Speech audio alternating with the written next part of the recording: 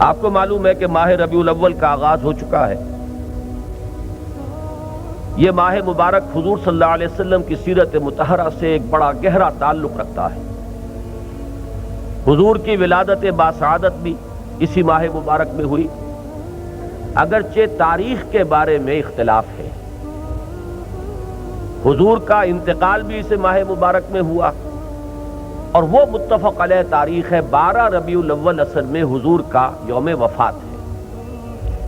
اور اکثر محققین کی رائے یہ ہے کہ آپ کا یوم ولادت جو ہے وہ 9 ربیع الاول ہے۔ یہی وجہ ہے کہ مجھے یاد ہے کہ ہمارے بچپن میں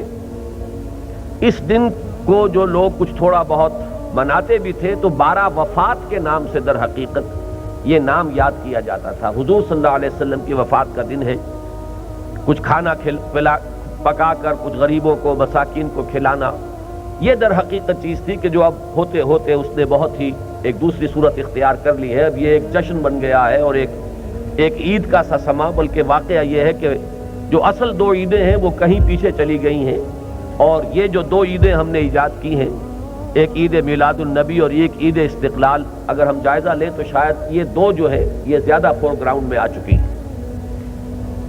لیکن یہ کہ جہاں تک آپ کی ولادت اور آپ کے وفات کا اس ماہ مبارک میں ہونا ہے وہ ثابت ہے۔ مزید برآں